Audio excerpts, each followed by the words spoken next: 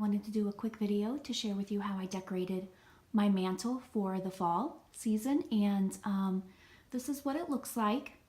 And I typically just use items throughout my house, but this time I kind of broke my own rule. I typically do not buy items to decorate my mantle, but I did buy a few items, and I'll share that with you in just a moment.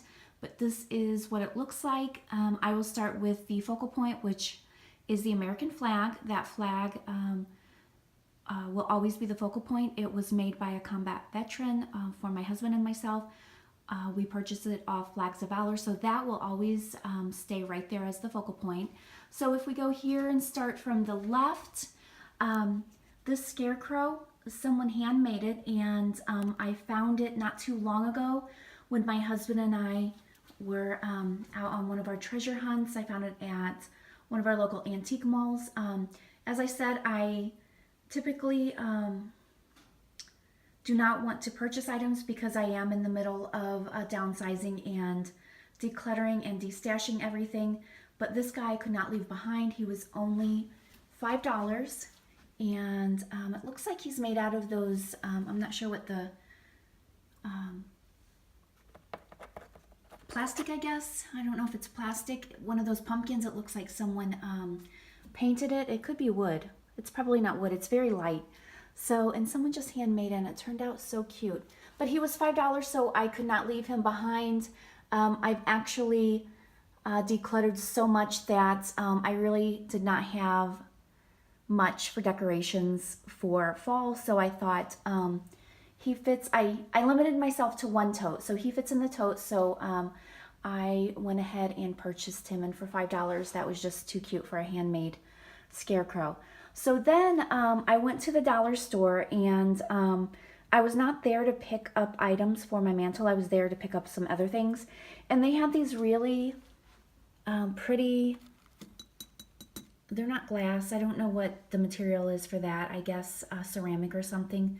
And they're just really pretty. And I think I've seen people pick these up before. So I thought that would add some more dimension to my mantle. I do like to have different textures mixed in and layered together, so I thought that would just make it look a little more rich. And then I did pick up this, oh gosh, what would you call it? I don't know, some ivy, I guess, leaves to kind of just incorporate throughout the pumpkins. The pumpkin in the back is another dollar store pumpkin, and that's one that I just purchased. This pumpkin here, I believe I bought after Halloween at Hobby Lobby some years ago, and I pulled that out, and I just thought that really looked good together. Then the other day I went to a yard sale. I'm always going to yard sales. I have 3 small grandsons, and I try to help my daughter clothe them. So you know how kids grow fast. So I'm constantly going to yard sales.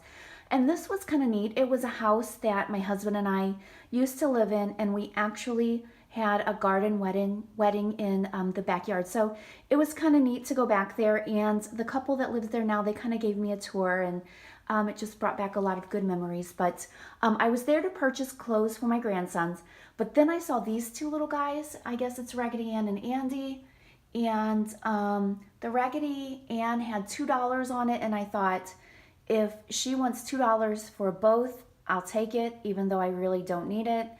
But she said, yes, it was $2 for both, not $2 each. So I told her I would go ahead and take it. So I just think they are so adorable. And for $2, that's $1 each. I thought that they would look adorable on my mantle. So I could not leave those behind. And they are going to fit in my tote. So that worked out. Then I have this glass container here. And this container I actually purchased with some junk jewelry, which I thought was junk jewelry, but it wound up being all wearable jewelry. And it was for a project I did for my grandsons. If you watched the treasure chest craft share that I did. And so I just cleaned up the glass container and filled it with some acorns. The acorns, I believe I bought at Hobby Lobby after fall season last year. And then the wicker balls, I've had those for years and years, and I just keep them because they always make great filler for containers and things like that. So I thought that turned out really nice. And then another one of the pumpkins in the back from the dollar store. And then I found this burlap pumpkin, which I thought kind of brought in some of the burlap that the scarecrow has on it. So I try to make each side of the mantle even with the same textures and colors and everything. So I thought that kind of balanced it out. Then I have 3 antique books just to add some depth to this side. You want your mantle to be kind of symmetrical. So we have the tall scarecrow down there, so I wanted to add some height on the end down here. So I used 3 antique books, and then let me just move the pumpkin and you can see one is David Copperfield, then we have Longfellow poems, and the other one is Edgar Allan Poe poems. So I thought those really added some nice texture and design to the mantle. Then I just have another one of the faux pumpkins that I got at Hobby Lobby after the fall season. So that is what it looks like. And I typically like to include sentimental items or items that mean something, but I guess this time I